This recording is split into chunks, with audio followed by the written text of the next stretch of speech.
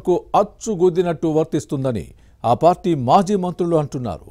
రాష్ట్రంలో fan party ఘోరంగా ఓడిపోయినా మాజీ సీఎం తీరు మారలేదని అంటున్నారు. ఓటమికి కారణాల విశ్లేషణపై జరుగుతున్న సమీక్షా సమావేశాల్లో మళ్లీ ఓవర్ కాన్ఫిడెన్స్ కు పోతున్నారని చెబుతున్నారు. వై నాట్ 175 అనే డైలాగ్ కొంప ముంచినా వచ్చే ఎన్నికల్లో ఇది వర్కౌట్ అవుతుందని చెప్పడాన్ని పార్టీ నేతలు తప్పుపడుతున్నారు.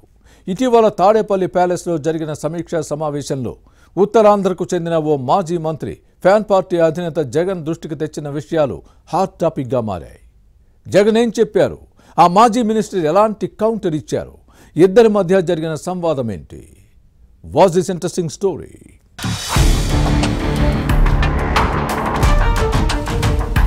సార్వత్రిక ఎన్నికల్లో ఘోర పరాజయం తర్వాత వైసీపీ అధినేత జగన్ ఇటీవల తాడేపల్లి క్యాంప్ కార్యాలయంలో సమీక్షలు నిర్వహిస్తున్నారు. పార్టీ సీనియర్ నేతలు, మాజీ మంత్రులు, ఎన్నికల్లో పోటీ చేసిన అభ్యర్థులు హాజరవుతున్నారు. ఈ భేటీల్లో మాజీ ముఖ్యమంత్రి వ్యవహరించిన తీరుపై పార్టీ నేతలు అసంతృప్తి వ్యక్తం చేస్తున్నారు. తానింకా రాష్ట్రానికి ముఖ్యమంత్రిగానే ఉన్నాను అనే భ్రమంలో జగన్ బతుకుతున్నారని ఉత్తరాంధ్రకు చెందిన ఒక మాజీ మంత్రి తమ అనుచరుల దగ్గర ప్రస్తావించడం చర్చనీయాంశంగా మారింది. ఆ భేటీలో అధినేత చెప్పిన మాటలకు సదరు నేతకు చిర్రెత్తుకొచ్చిందట. అంతేకాదు, ఓవర్ కాన్ఫిడెన్స్ తో చేసిన కొన్ని వ్యాఖ్యలపై ఆగ్రహం కట్టలు తెంచుకుందని పార్టీ వర్గాల్లో వినిపిస్తోంది. ఎన్నికల్లో వైసీపీని ప్రజలు తిరస్కరించినా జగన్లో అహంకారం ఏమాత్రం తగ్గలేదని అంటున్నారు. కళ్లు మూసుకుంటే 5 ఏళ్లు గడిచిపోతుందని, మళ్లీ అధికారం ఫ్యాన్ పార్టీదేనంటూ జగన్ చేసిన కామెంట్స్ తో ఆ మాజీ మంత్రి ఏకీభవించడం లేదని పార్టీలోని వినిపించింది. ఈ ఎన్నికల్లో వై నాట్ 175 అని అనుకుంటే ఆ దేవుడు, ఓటర్లు కరుణించలేదని అధినేత చెప్పడం విమర్శలకు తావిచ్చింది.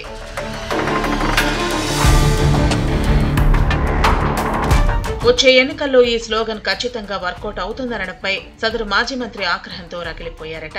జగన్ ఇటువంటి వ్యాఖ్యలు చేసినప్పుడు ఈ నేత అడ్డు తగిలారని సమాచారం. ఇటువంటి కామెంట్సే తమ కొంప ముంచాయని ముఖం మీదే చెప్పడంతో అధినేత కంగు తిన్నారనే టాక్ ఉంది. ఎన్నికల్లో పార్టీ పూర్తిగా తుడిచిపెట్టుకుపోవడానికి జగనే కారణమని ధైర్యం చేసి గట్టిగా చెప్పారనే ప్రచారం జరిగింది. ఈ అనూహ్య పరిణామంతో వైసీపీ అధినేత ఒక్కసారిగా బిత్తరపోయారట.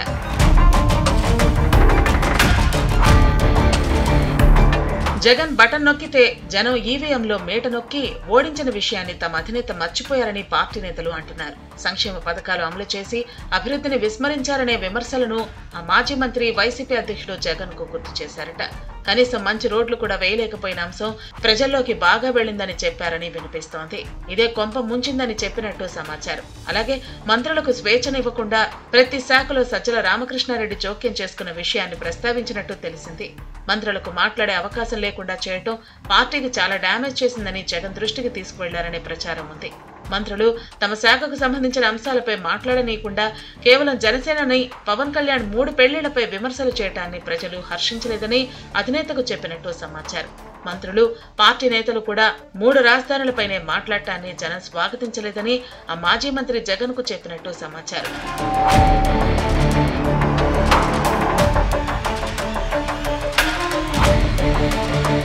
మరోవైపు ఇచ్చిన హామీల్లో కొన్నింటిని నెరవేర్చకపోవడంపై ప్రజల్లో వ్యతిరేకతకు కారణమైందని ఆ మాజీ మంత్రి జగన్ సమక్షంలోనే విశ్లేషించారట. సిపిఎస్ రద్దు చేస్తామనే హామీని అమలు చేయకపోవడంతో ప్రభుత్వ ఉద్యోగుల వైసీపీకి యాంటీగా మారిన విషయాన్ని గుర్తు చేశారు. పీఆర్సీతో పాటు డిఏ బకాయిలు చెల్లించకపోవడం, సకాలంలో జీతాలు ఇవ్వకపోవడంతో ఫ్యాన్ పార్టీ సర్కార్పై కసి పెంచుకున్నారని చెప్పినట్టు సమాచారం. పెన్షన్, రిటైర్మెంట్ బెనిఫిట్స్ చెల్లింపుల్లో జాప్యంతో వ్యతిరేకత పెరిగిన విషయాన్ని గుర్తు చేశారు. అలాగే మద్య నిషేధం హామీని విస్మరించి నాణ్యత లేని చీప్ లిక్కర్ సరఫరా చేసిన అంశాన్ని కూడా ప్రస్తావించారు. ప్రజారోగ్యం, జనం ప్రాణాలతో చెలగాటమాడటం కూడా వైసీపీ ఓటమికి కారణమైందని చెప్పినట్టు తెలిసింది.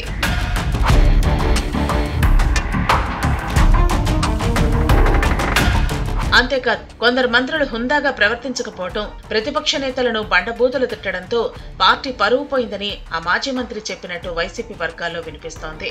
చంద్రబాబు సహా ప్రతిపక్ష నేతలపై అక్రమ కేసులు పెట్టి జైలుకు పంపడం వంటి చర్యలతో ప్రజల్లో బాగా బలుజనయ్యామని అధినేత ముందు ఆవేదన వ్యక్తం చేశారని సమాచారం. మరోవైపు అధికారంలో 5 ఏళ్లు ఉండి కూడా సొంత బాబాయి వివేకానందరెడ్డి హత్య చేసిన వారిని పట్టుకోలేకపోయిన జగన్ వైఖరిని ఆ మాజీ తప్పు పట్టారట.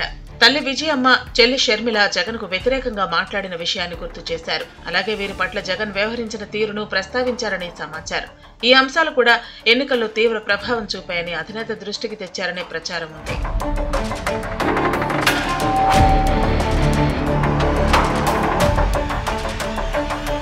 ఎన్డీఏ కూటమి పార్టీల ఎలక్షన్ మేనిఫెస్టో ముందు వైసీపీ ఎన్నికల ప్రణాళిక వెలవెలపోయిన విషయాన్ని సమీక్ష సమావేశంలో ఆ మాజీ మంత్రి ప్రస్తావించారు. పార్టీ ఓటమికి ఇది కూడా ఒక కారణమని చెప్పారని పార్టీ వర్గాల్లో వినిపిస్తోంది. ఈ మాటలు విన్న జగన్ ఆ నేత కాస్త ఆగ్రహం వ్యక్తం చేశారని సమాచారం.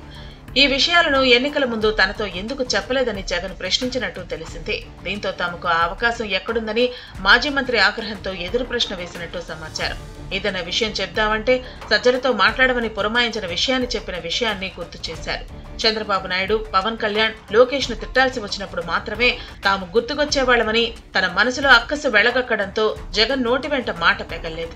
ఈసారి అలా జరగకుండా అన్ని చర్యలు తీసుకుంటామని హామీ ఇచ్చినట్టు సమాచారం. ఏవైనా ఉంటే నేరుగా తనతో చెప్పాలని అన్నారని వినిపిస్తోంది.